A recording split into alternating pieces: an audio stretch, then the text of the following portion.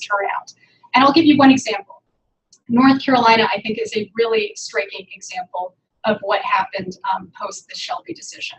Almost a couple of days after the court came down with its decision, the legislators in North Carolina put together a proposal. And this is what they did actually before putting together their legislation. They reached out to counties and they specifically asked, give us breakdowns of who is using which reform by what race. They got that information. Then they specifically also asked, give us breakdowns of which racial makeup, like which racial groups have access to which kinds of ID. Again, they got this information, and with that, they put into place a photo ID law requiring photo IDs that mostly white voters had, but not people of color. And they also struck down reforms that they knew the African American community had used regularly and had, allowed people to really show up and vote and participate. Make no mistake about it. As the Fourth Circuit Court of Appeals recognized when the case finally came to it, these legislators aimed with quote unquote almost surgical precision in trying to keep African Americans from the ballot box. Now, I give you this one example just to show you what's at stake here and to show you that this has been a part of the culture, for at least a couple of years, where a number of states across the country have, now that we don't have this federal protection in place, have decided, it's free game. We can put into place the kinds of laws that we want in order to restrict the vote, in order to suppress the vote.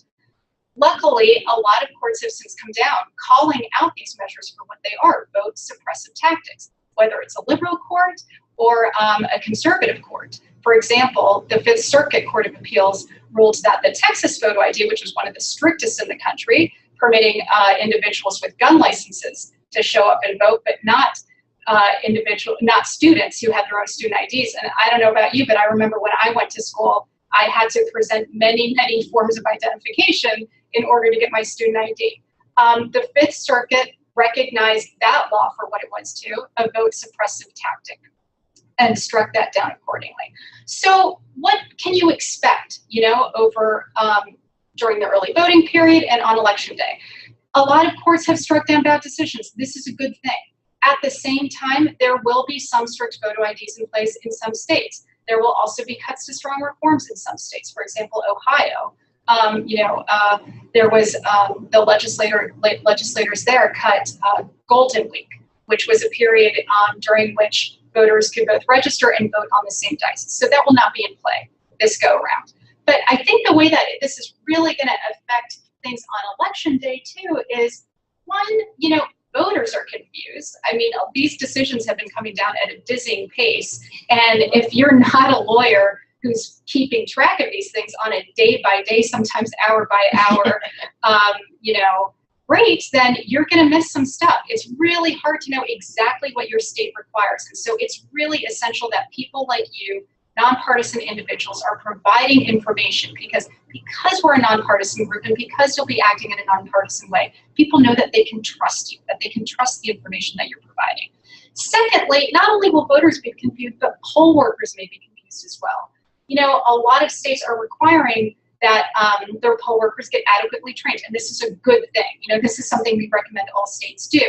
But, the long and short of it is that some of them, again, because these decisions are coming down so rapidly and because they're coming down so close to the election, may not be educating or training their poll workers in the way that they need to be. So that's something to be on the lookout for as well. Again, that's why you being out there, you being the eyes and ears and informing people in the right way, with the law equipped, because that's what our training will do, will really empower voters, one, to know what they need, two, to know whether they're eligible to vote, and three, if they are eligible to vote, to get back in there and vote, even if a poll worker has given them misinformation. And we've seen it happen in the past. We know it's going to happen this time around too.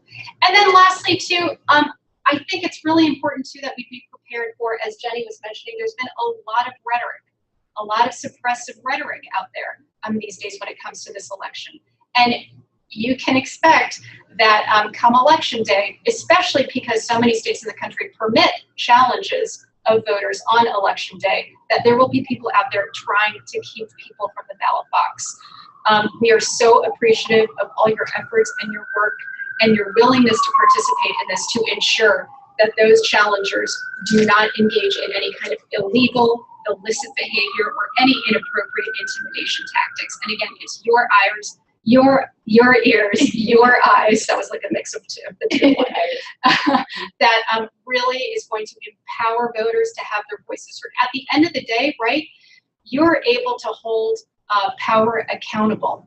And it's because of Americans like you, because of citizens that are really ensuring our system works in the way that it's supposed to, that we can have free, fair, and accessible elections. So thank you so much. Now, Rose is going to talk through how the hotline works. But I'm going to cut in before I hand it over to Rose. First of all, I really appreciate like what you're saying, and I hope folks are hearing the risks out there, but also the basics. A lot of voters just will engage with our voter protection efforts to just find out where is my polling place? How do I vote? So I just want to read one quick story from a volunteer before I pass it over to Rose. One of our volunteers from a past election, and she writes, when I think about why election protection is important, one experience sticks out in my mind. It was 2013. She was volunteering at a polling place and realized there weren't any signs outside telling voters where to vote, even though the state law requires that signage.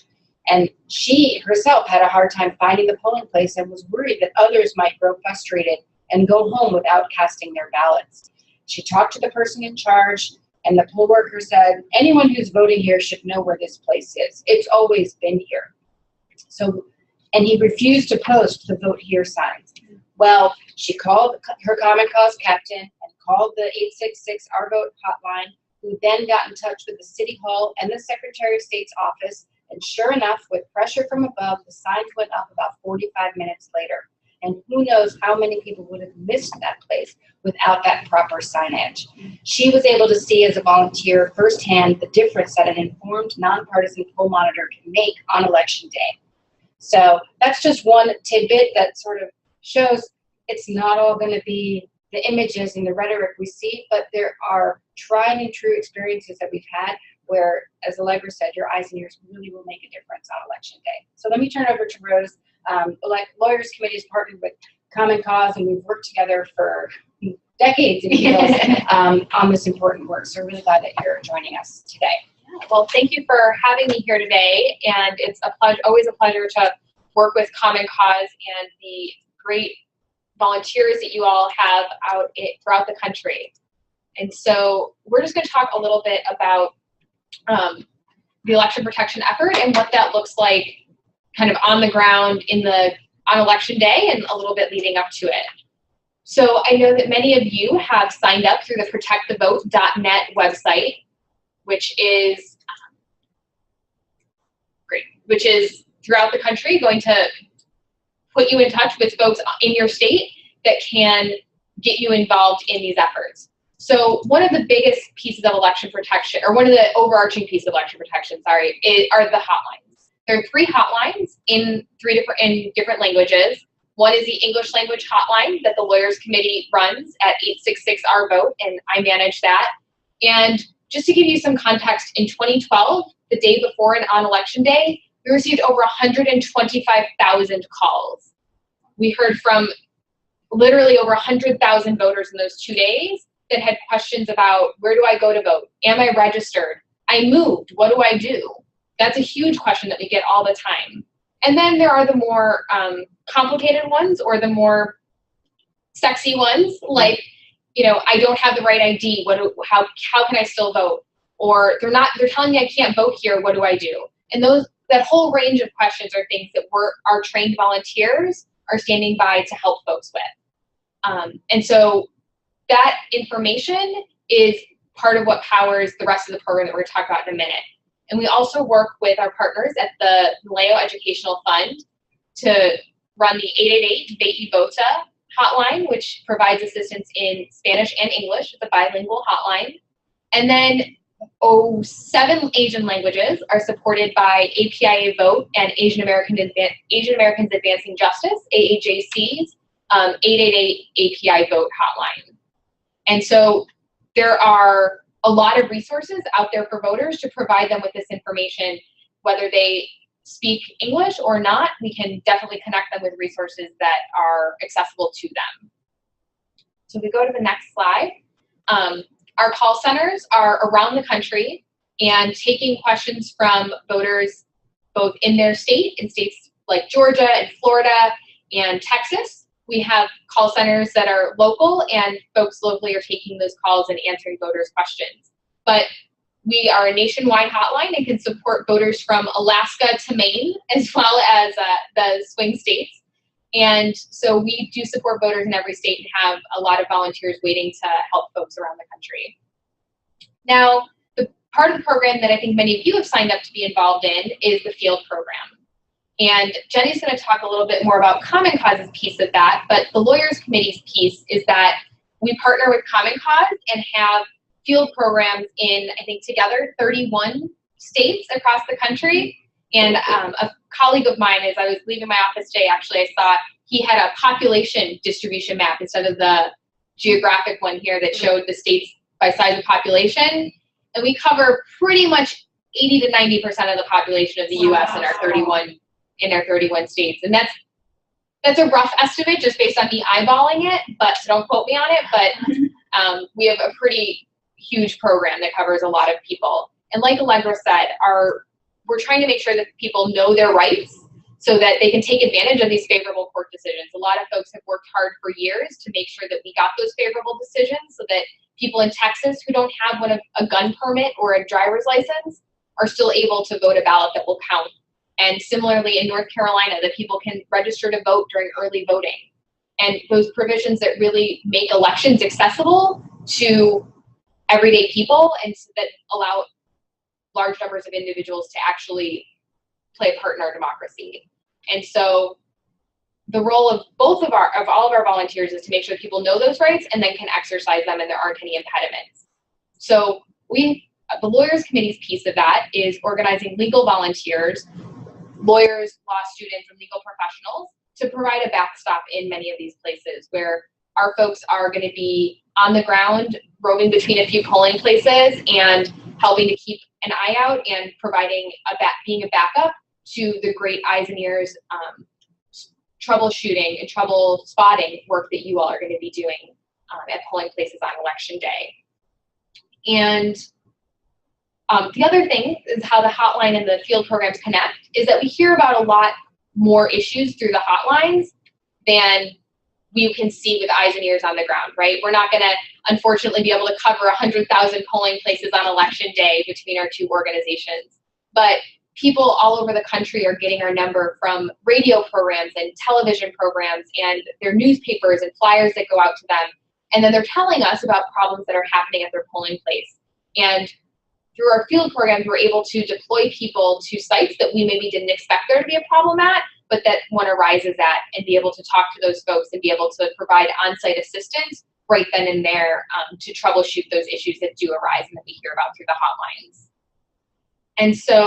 And then the other piece is that when we hear about those issues, either through the hotline or through the field volunteers, we've worked year-round, both of our organizations together, along with other organizations in many of these states, to develop relationships with election officials and with other folks with boots on the ground to be able to actually troubleshoot these problems. So sometimes if a poll worker gives misinformation, like Allegra said, or is just confused, which happens a lot, that we're able to contact an election official who can reach out to them and correct the misinformation so that, they hear maybe I'm trying to think of a good example, in Illinois, which shares a media market with parts of Wisconsin, they hear about this ID law in Wisconsin that they have, and they think that they have to show ID when folks come to the polls in Illinois and are mistaken about it because they heard on the news that every voter has to show ID.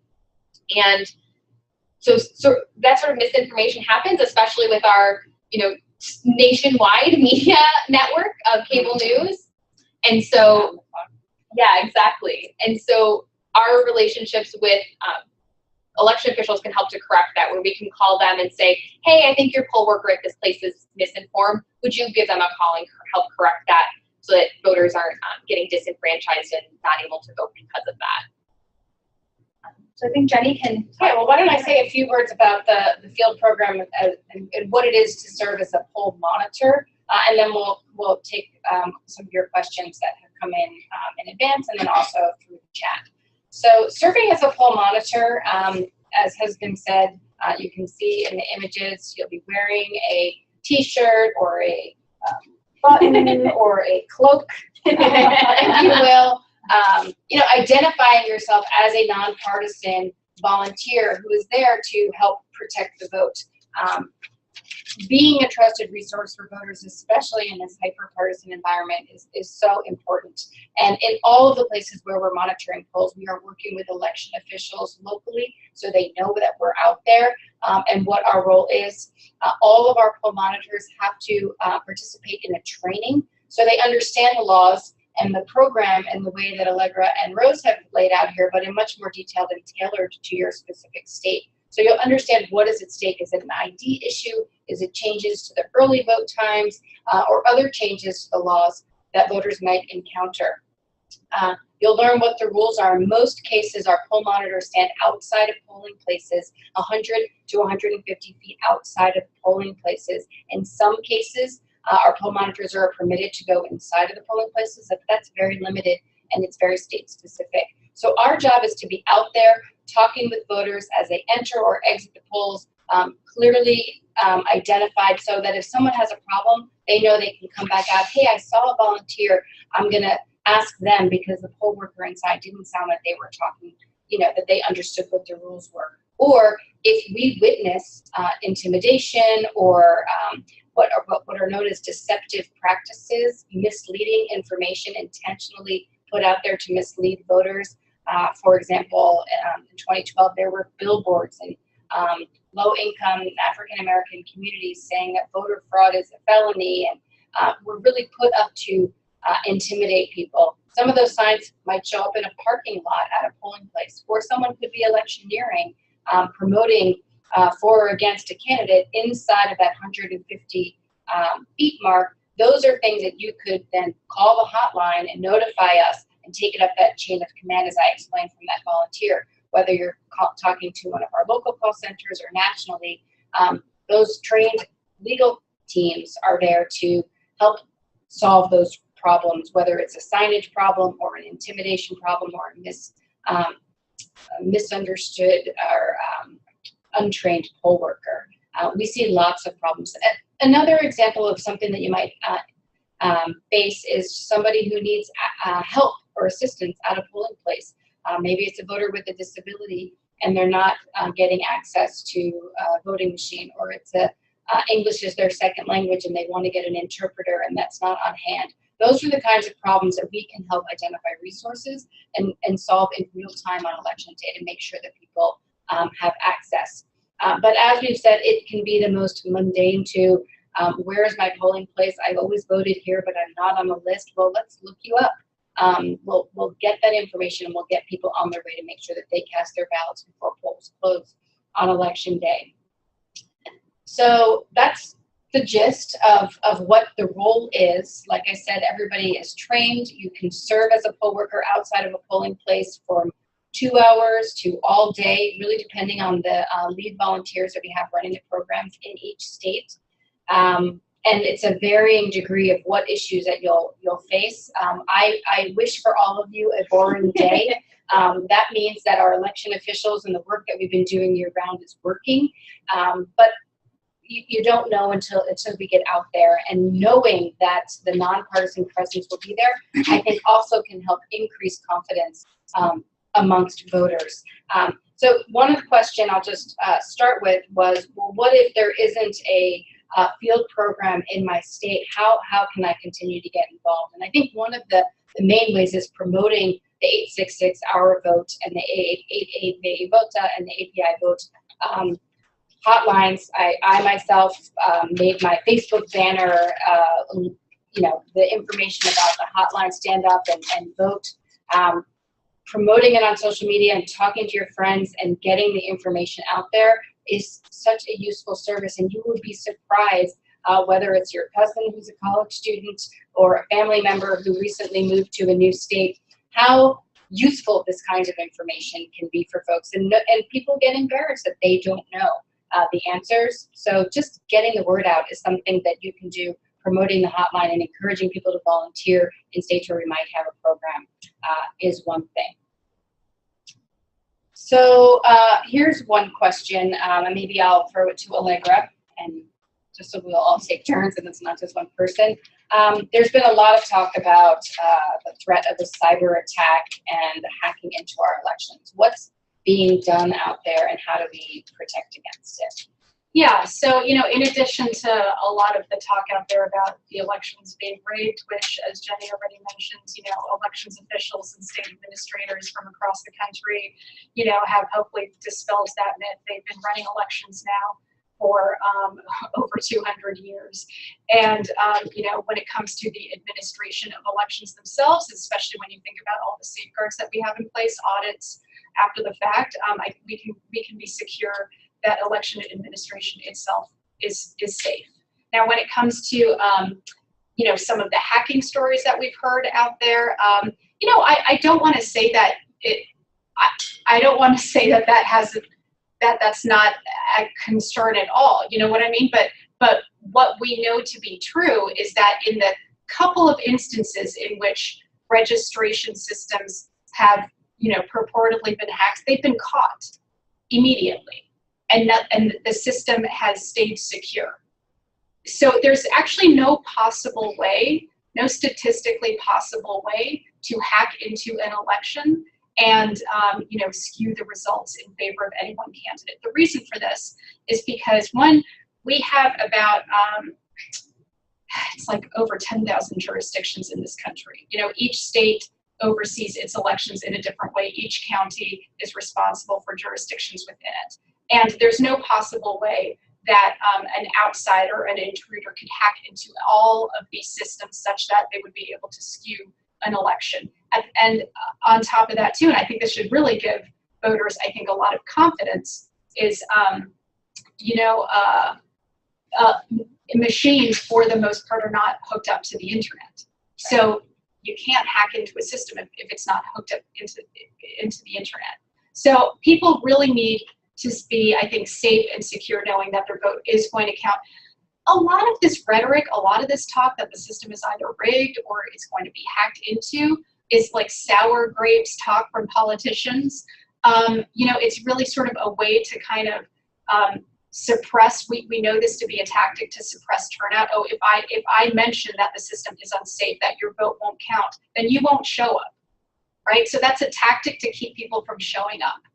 And how do we counter that? By not allowing it to happen, right? By showing up, by making sure that you're registered, by making sure that you can vote, by telling people in your community that the sky is not falling. You know, that the way our election system doesn't work is if we don't participate. So really encouraging everybody in your community who's eligible to vote to show up and to participate. Yes, yes. But the rhetoric is out there, and people are nervous about it, particularly in states like Pennsylvania and Ohio and Florida, the swing states. So Rose, talk a little bit, how is election protection prepared in the event of intimidation at the polls? What would a volunteer do if something did happen? How are we preparing for that? So it's really going to depend on your state. I think I think the overarching thing that you're going to learn in volunteering and talking with us is that everything depends on what state you're in. And so just like all the laws are different in every state, the way that each state is preparing to respond looks a little bit different. And you would learn about this at your volunteer training. But overall, those conversations with election officials are happening to make sure that we know what counts as intimidation in a given state and what the election officials are planning to do about it when they find out that there is an intimidating presence at a polling place. And talking to the other powers that be within the state. It depends on the state what that looks like. In some places like Pennsylvania, there are district attorneys that rove around to polling places. And so we're trying to get in touch with them as well and have those conversations to know all of the possible avenues at our disposal. But for volunteers, first and foremost, we don't want you to be putting your safety at risk by any stretch of the imagination. So if you see an intimidating presence at your polling place that you're monitoring, or when you go to vote, you'll call your command center, your team lead for your volunteer program, or the hotline and report it. And then they'll provide you with further instructions based on the specifics of the situation. Whether if the person is, has a sign that's intimidating versus is saying certain things to certain voters, we have different ways that we might be able to respond, as well as different ways that you can be helpful in making sure that voters feel comfortable going to vote. Thanks, Rose. And I want to just underscore the state-specific information. So each of you, as you sign up to be a volunteer, should be contacted by the state lead in your state to get you plugged into a training and get you the materials that are specific to your state. So you should receive a follow-up information that is specific from the local offices to make sure that we're following the laws appropriately. One question that came in is just a clarification about the hotlines. The main number, Our Vote, is 866. It's 866 Our Vote. And both of the other numbers are 888-888-VEVOTA and 888-API-VOTE. But the main hotline is 866 Our Vote. We try to make it as clear as possible, but there are that difference. And just for reference, as a shortcut, if you call 866 Our Vote, you'll have the option to press 2 and get transferred over to the bilingual Spanish line. So you can just use the one number for English and Spanish if that's easier.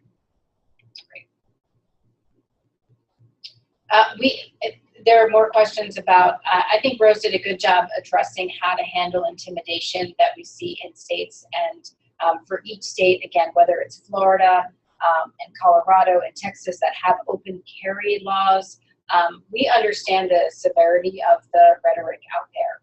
We are taking it as seriously as you all feel it. There, and the way that we're handling it is by working directly with election officials, attorneys general, district attorneys, and the Department of Justice to ensure that we are on the same page in terms of how we're going to handle intimidation at a state-by-state and local jurisdictional level.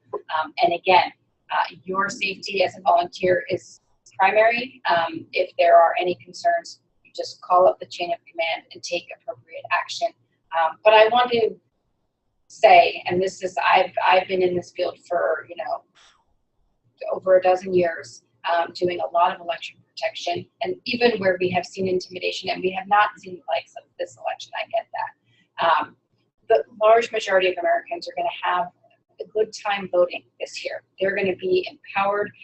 They're going to be grateful that you're out there. They're going to have questions about where to vote and what their IDs are, and that is going to be the majority of the instances that we see.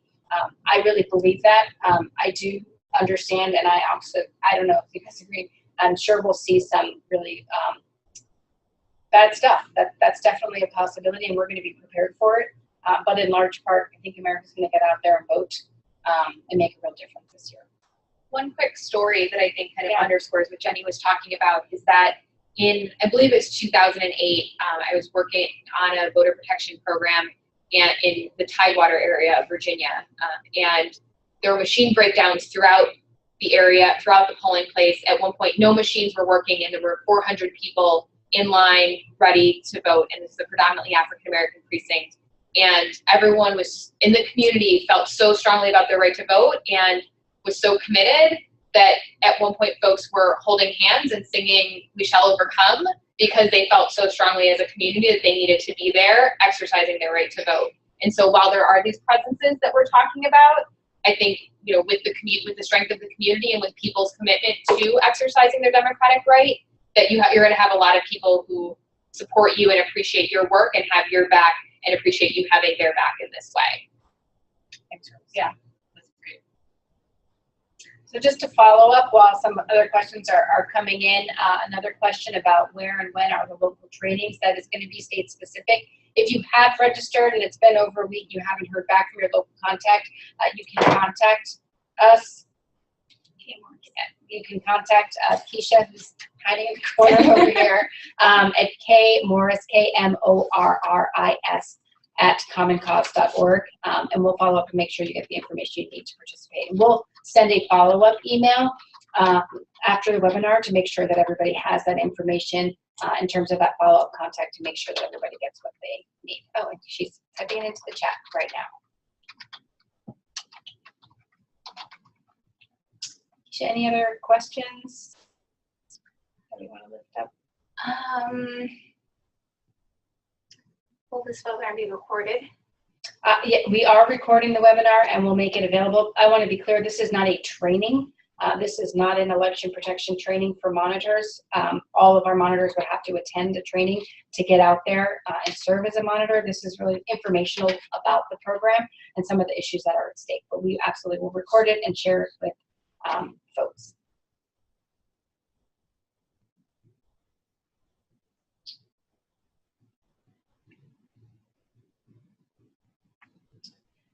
So I think those are most of the questions that we've gotten. If we didn't answer your question, or if you're on the phone and you weren't able to send it in via chat, feel free to email Keisha at the address that she posted, and then through our follow-up link, you can do a follow-up and send a question, and we'll be as responsive as we can.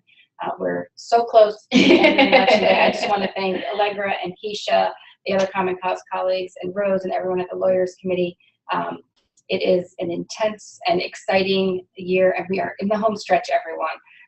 And soon we'll just be like watching Thanksgiving specials and moving on from Election Day. So thank you so much for taking the time to participate today, and thank you for taking the time to volunteer, and let's have a successful election, everyone. Thank you. Thank you.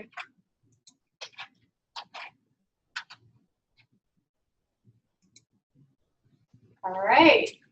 Hey, 63 by the end of it. Wait, we're not muted.